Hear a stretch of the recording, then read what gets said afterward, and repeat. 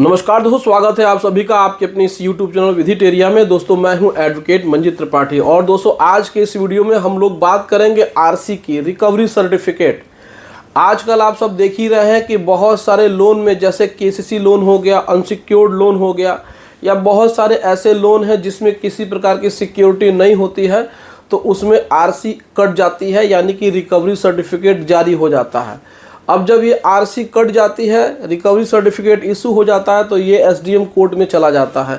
SDM अपने नीचे level के तहसीलदार को वो सौंप देते हैं और उसमें ये उनको डायरेक्शन दिया जाता है कि संबंधित व्यक्ति को नोटिस भेजा जाए और उनसे एफिडेविट लिया जाए कि उनके ऊपर जो भी बकाया ऋण है उतने की प्रॉपर्टी वो अपना एफिडेविट दे करके बताए कि उनके पास कैसी कैसी प्रॉपर्टी है और उनके खिलाफ आरसी की कार्रवाई क्यों न की जाए। तो जब इस प्रकार की आरसी इशू हो जाती है तो आपके घर पे आता है अमीन आपके दरवाजे पे आएगा। वो आपको आरसी की फ़ोटो दिखाएगा अपने मोबाइल में, आपको बताएगा नहीं, देगा नहीं हार्ड कॉपी, लेकिन वो मोबाइल में आपको आरसी दिखा देगा कि देखिए आपके खिलाफ बैंक वालों ने आरसी इशू करा लिया है। अब आप इसमें पैसा नहीं देंगे तो फिर आपका जो भी प्रॉपर्टी है वो जब्त हो जाएगा, नीलाम हो जाएगा और फिर उस पर नीलामी कार्रवाई होगी और उसको नीलाम करके बैंक का पैसा दिलाया जाएगा। हम आपको इसमें सेटलमेंट करा देंगे, हमें इतना पैसा दे दीजिए। अमूमन इसी प्रकार के अमीन काम करते हैं। हमारे पास 2-3 दिनों में 4-5 कॉल्स ऐसे आए जिसमें कि अमीन आकर के परेशान करता है। तो देखिए, सबसे पहले तो हम आपको बता दें कि आमीन के पास कोई अधिकार नहीं होता है कि वो आपसे पैसे की डिमांड करे। आजकल हमारे देश में कानून व्यवस्था बहुत ही चुस्त और दुरुस्त हो गई है। अगर इस प्रकार के आमीन या कोई भी सरकारी कर्मचारी आपसे घूस मांगता है तो आप उसकी शिकायत ऑनलाइन भी कर सकते हैं या फिर आपको बहुत सारे हेल्पलाइन नंबर गूगल पे मिल जाएंगे। आप उनकी शिकायत एंटी करप्शन से भी कर सकते हैं, क्योंकि हमारे देश में घूस लेना और घूस देना दोनों ही अपराध होते हैं। तो हमारे देश की जो भी एजेंसियां हैं, जो भी हमारे अधिकारी हैं, वो बहुत ही मजबूती के साथ लोगों की रक्षा कर रहे हैं और न्याय दिला रहे हैं। तो आमीन अगर आपके दरवाजे पे आता है और आपसे सेटिंग की बात करता है तो आप बिल्कुल भी उससे बात मत करिए, क्योंकि वो आपसे पैसा लेता रहेगा और आपका काम भी नहीं करेगा। जब भी आरसी की कार्रवाई होगी तो वो आपको लीगल तरीके से इसमें आगे बढ़ना है। आपके पास अगर जानकारी हो गई है कि आपके खिलाफ आरसी जारी हो गया है तो आप तहसीलदार के ऑफिस में जा कर के एक अधिवक्ता के माध्यम से एप्लीकेशन दाखिल करिए और एप्लीकेशन दाखिल करके वहाँ से आरसी की नकल निकलवा लीजिए, पक्की नकल। अब जब आप पक्की नकल निकलवा लेते हैं तो फिर उस आरसी को आप ध्यान से देखिए। आप उस पर पहले तहसीलदार के यहाँ आपत्ति भी फाइल करिए। आपत्ति फाइल करना बहुत ज़्यादा ज़रूरी होता है, क्योंकि आप आपत्ति फाइल नहीं करेंगे तो इससे नुकसान आपको ये होगा कि भाई जो उस आरसी में डिमांड की जा रही है उन सभी डिमांडों को आप मानते हैं और इसमें आप किसी प्रकार से ऑब्जेक्शन नहीं चाहते हैं।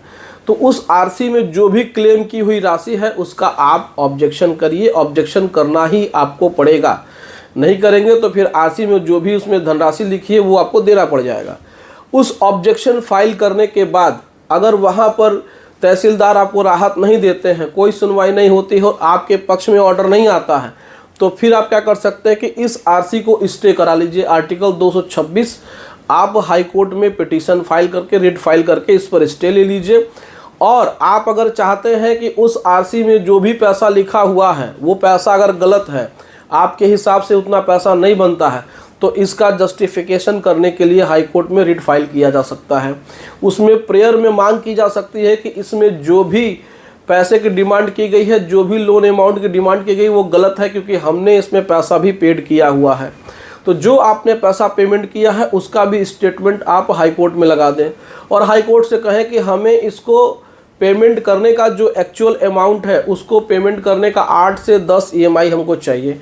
तो हाई कोर्ट चाहेंगे तो उसमें आपको 8 से 10 ईएमआई इंस्टॉलमेंट के रूप में मिल जाएगा और फिर आपकी कार्रवाई रुक जाएगी। जो भी आरसी कार्रवाई हो रही थी, आपकी प्रॉपर्टी नीलाम नहीं होगी, आपकी प्रॉपर्टी कुर्क नहीं होगी। लेकिन अगर आप इल्लीगल तरीके से चलेंगे, आप जाएंगे आमीन के पास, आमीन को पैसे देंगे, आमीन आपसे पैसा ले लेगा और उसके बाद वो बैंक से भी मिल जाएगा, वो बैंक से भी पैसा लेगा और फिर वो आपका काम नहीं करेगा, क्योंकि आमीन के पास ऐसी कोई पावर नहीं है, आमीन के पास ऐसा कोई अधिकार नहीं है कि वो आपको न्याय दिलाए, क्योंकि वह एक प्रकार से सिर्फ कोर्ट का ऑफिसर होता है, वो भी छोटे रैंक का ऑफिसर होता है। वह तहसीलदार के अंडर में काम करता है, उसका काम है सिर्फ नोटिस भेजना, नोटिस पहुंचाना। लेकिन यहाँ पर तो आरसी आपको देता ही नहीं है, तो उससे सेटिंग करके आप लोग अपना पैसा और समय बर्बाद मत करिए, क्योंकि इससे आपको कोई भी फ़ायदा होने वाला नहीं है। तो उम्मीद करते हैं दोस्तों वीडियो समझ में आ गई होगी। अगर कोई प्रश्न हो तो आप हमसे हमारे कमेंट सेक्शन में कमेंट करके हमसे पूछ सकते हैं। और अगर आपको लीगल एडवाइस की ज़रूरत है, किसी प्रकार से लीगल सर्विस की ज़रूरत है, लोन संबंधित, डीआरटी संबंधित, हाई कोर्ट संबंधित कोई भी अगर आपको लीगल एडवाइस या लीगल सर्विस की ज़रूरत है, तो हमारे आप स्क्रीन पे दिए हुए व्हाट्सएप नंबर पे हमसे संपर्क कर सकते हैं और एक फ़ीस दे करके हमसे डायरेक्टली बात कर सकते हैं, अपनी सारी समस्याओं का समाधान पा सकते हैं। तो चलिए मिलते हैं नेक्स्ट वीडियो में। Thank you so much. जय हिंद दोस्तों।